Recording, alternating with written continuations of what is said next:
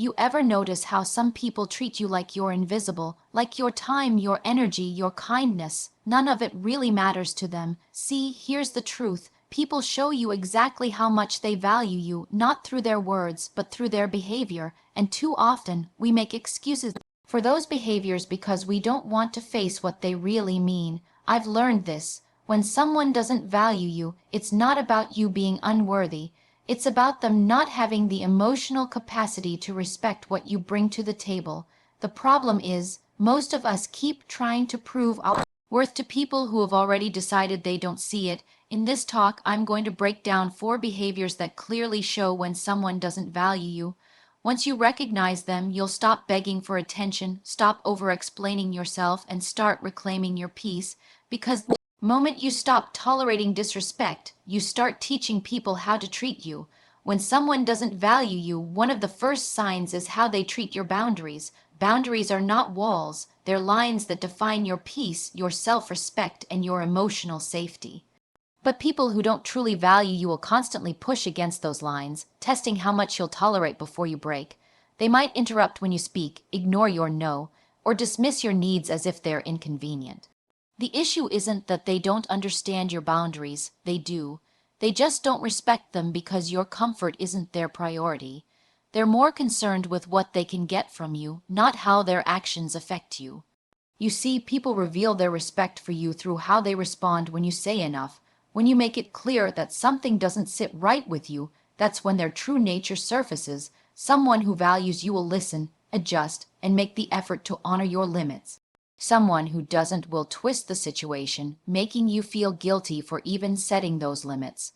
They might call you too sensitive, dramatic, or difficult, because labeling you helps them deflect from their lack of accountability. They want you to doubt your right to boundaries so they can keep benefiting from your silence. When you allow people to constantly cross your boundaries, they learn that your words don't carry weight. And that's where self-respect starts to erode. Every time you say it's fine, when it's not, every time you let someone overstep because you don't want to cause tension, you train them to disregard your needs. You end up shrinking, adjusting, and bending to maintain peace that doesn't even exist. But peace that costs your self-respect is not peace, it's self-abandonment. It's you teaching people that they can walk over you and still have access to your heart. What many people don't realize is that boundaries aren't meant to control others. They're meant to protect your energy. You can't expect someone who doesn't value you to suddenly change their behavior when you've been accepting it for too long. People will only treat you as well as you require them to. When you finally draw a line and enforce it, it will shake those who have benefited from your lack of boundaries. Some will resist, some will disappear, and that's okay. The ones who leave were never there for you, they were there for what you provided. It's uncomfortable at first, standing firm on your limits. You'll feel selfish, maybe even cold, but that's not selfishness, it's self-preservation. You have to understand that valuing yourself is not arrogance, it's awareness. It's saying, I deserve relationships where my boundaries are seen and respected. Because those who truly care for you will not need to be convinced to treat you well, they will do it naturally. They won't guilt-trip you for choosing yourself. The real test of any relationship comes when you stop overextending. Watch what happens when you start saying no. The ones who value you will adapt, respect your stance, and continue to show up with integrity. The ones who don't will reveal their frustration and try to manipulate you back into compliance. That's your sign. That's the moment you realize your energy is precious and not everyone deserves access to it. Boundaries are not a form of rejection. They are a reflection of self-worth. When you enforce them, you stop chasing validation and start attracting respect. People who don't value you have a pattern. They take endlessly without showing real appreciation. Their connection with you isn't built on mutual respect or emotional reciprocity. It's built on convenience. They want your time, your effort, your emotional labor, your presence, and your energy. But when it comes to giving back, suddenly they're too busy, too tired, or too distracted. The imbalance isn't accidental, it's intentional. Because deep down, they know you'll show up even when they don't. You've proven yourself dependable, and they've learned to exploit that reliability without offering gratitude or reciprocity in return. It often starts subtly. You do things out of kindness, a favor here, a sacrifice there, and they accept it without hesitation. No thank you, and no acknowledgement, no recognition of what it costs you. Over time, you realize their expectations grow while their appreciation shrinks. They begin to see your generosity as an obligation instead of a choice. You might find yourself doing more and more to earn the same level of connection you used to get effortlessly, but that's the trap. The more you give, the less they value it, because people don't respect what they didn't have to earn. Someone who truly values you won't allow the relationship to be one-sided. They'll match your energy. They'll recognize your effort and make sure you feel seen. But someone who's only there to take will keep you stuck in a loop of giving just enough to maintain the illusion of closeness. They might throw in an occasional compliment or a small gesture just to keep you invested, but it's never consistent. They want your loyalty without giving you theirs. They want your emotional support without ever holding space for your needs. What makes this dynamic so damaging is that it convinces you that the problem is you. You start to believe that if you just gave a little more, were a little kinder, or more patient, maybe they'd finally appreciate you. But appreciation doesn't grow from effort, it grows from respect. And respect can't exist in a relationship where one person constantly pours and the other simply consumes. The moment you stop overgiving, their interest fades, and that's when you see the truth. They were never there for you. They were there for what you provided. The absence of gratitude speaks volumes. When someone takes from you without acknowledgement, they're sending a message. They believe your time and effort are theirs for the taking. They assume you'll always be there, that your forgiveness and generosity have no limits.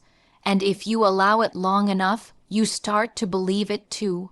You begin minimizing your own needs because you don't want to lose the connection. But here's the truth: if someone's presence depends on your constant giving, you don't have a relationship, you have a transaction. Taking back your power means recognizing when your giving has become a substitute for being valued. It means no longer confusing being needed with being respected. When you pull back, you'll notice something powerful. The people who genuinely care will step up, and the ones who are only there to take will step away. Let them, because real relationships are built on mutual exchange, not emotional debt. Gratitude doesn't require grand gestures. It's found in simple acknowledgement, consistent effort, and emotional reciprocity. When someone values you, they don't take you for granted. They make sure you know that what you give matters. One of the clearest signs that someone doesn't value you is how they respond to your emotions. People who don't value you will often dismiss, minimize, or invalidate your feelings. They do this not because they're unaware of your pain, but because acknowledging it would require them to take responsibility for their actions. They twist your emotions into weakness, making you feel like you're overreacting, being too sensitive, or imagining things that aren't there. This emotional invalidation is subtle at first. It hides behind phrases like "you're making a big deal out of nothing," or "you always take things the wrong way," but over time, it chips away at your confidence and makes you question your own reality. When someone consistently invalidates your emotions, they're teaching you that your feelings don't matter. They create a dynamic where you begin to silence yourself just to avoid conflict. You start to think twice before expressing how you feel because you know it will either be ignored, mocked, or turned against you. That's how emotional control works. It doesn't always come from shouting or obvious disrespect. It often comes from quiet manipulation. They control the conversation by making you doubt your right to feel. And once you start doubting your emotions, you lose your voice. People who value you won't make you feel small for having emotions. They'll listen, even if they don't fully understand. They'll take the time to validate your perspective because they care more about connection than control. But people who don't value you need to maintain a sense of superiority, so they use invalidation as a weapon. It allows them to avoid accountability while keeping you dependent on their approval. If they can make you feel like your emotions are unreasonable, then they never have to face their own behavior. They rewrite the narrative until you start apologizing for feeling hurt. You begin to internalize their dismissal. You tell yourself you're too emotional, too intense, too much. You start suppressing your natural reactions just to keep the peace. But peace that comes from silencing yourself is not peace, it's submission. It's emotional self-abandonment. You lose touch with your intuition, and that's dangerous because your emotions are signals. They tell you when something's wrong, when someone has crossed a line, when something no longer aligns with your self-worth. When you ignore those signals to protect someone else's comfort, you end up betraying yourself. Emotional invalidation can make you feel crazy, but it's actually a sign of manipulation. People who don't value you don't want to meet you emotionally. They want to manage you emotionally. They want control, not connection. They thrive in situations where you're off balance, unsure, and constantly seeking their validation. The less certain you are of your feelings, the more power they have over you. And the cruel irony is that the more they invalidate you, the harder you try to prove your worth, hoping that one day they'll finally understand how deeply you feel. But people who benefit from your silence will never encourage your voice. Breaking free from emotional invalidation requires courage. You have to stop explaining your feelings to people who have already decided they won't hear you. You have to stop waiting for empathy from those who choose control over compassion. Start trusting your emotions again. When something feels wrong, it probably is. You don't need anyone to confirm what you already know. The moment you start validating your own feelings, you take back the power they tried to steal from you. Because being understood by others is comforting, but being understood by yourself is freedom. People who don't value you have a pattern of disappearing when you need them the most, yet reappearing the moment they need something from you. Their loyalty is conditional, their presence selective. They are there for the good times, the laughter, the convenience, but the second life gets difficult or you need support, they vanish without a trace. You might justify it at first, telling yourself they're busy, they have their own problems, but deep down you feel the truth. When someone truly values you, they make an effort to show up even when it's inconvenient. When they don't, you're left carrying the relationship alone, waiting for them to care as much as you do. It's easy to be around when things are easy. The real test of someone's character is how they show up when things get uncomfortable. People who value you don't run from your vulnerability. They stand beside you through it. But those who don't will distance themselves the moment they sense emotional weight. They don't want to be responsible for your pain because that would require empathy, presence, and effort, things they're unwilling to give. Yet when their own life falls apart, they remember your number instantly. They'll call, text, and lean on your compassion, expecting you to drop everything just to make them feel better. And because you have a kind heart, you show up even after being abandoned, hoping this time will be different. But it never is. This kind of relationship is emotionally draining because it creates a cycle of hope and disappointment. Each time they return, you convince yourself maybe they've changed. You accept their excuses, listen to their apologies, and believe that your loyalty might finally inspire theirs. But it doesn't. They're not back because they've realized your worth. They're back because they need something. They come to refill their emotional tank, and once it's full, they disappear again, leaving you empty. This push and pull dynamic is how they maintain control. They keep you emotionally invested just enough to ensure you're available whenever they choose to come back. You deserve consistency, not convenience. Relationships built on one-sided effort will always leave you feeling unseen. When someone values you, their presence doesn't fluctuate with their needs. They show up because they care, not because it benefits them. You can always tell who's genuine by how they act when you're not in a position to give. The people who disappear during your lowest moments are the same ones who will reappear during your success, pretending they were there all along. That's why learning to detach from these patterns is essential. You can't keep giving loyalty to those who only give attention when it suits them. When you finally stop answering the call of inconsistency, everything changes. At first, you'll feel guilty because you've been conditioned to prioritize others over yourself, but soon you'll realize that silence can be just as powerful as showing up. Your absence will reveal more about your worth than your constant presence ever did. When they return, expecting you to be the same dependable source of comfort, they'll find boundaries instead of access, and that's when you'll see who they really are, because people who only value you for what they can get will walk away the moment they can't take any more. Letting go of these one-sided connections isn't about revenge or proving a point, it's about reclaiming your peace.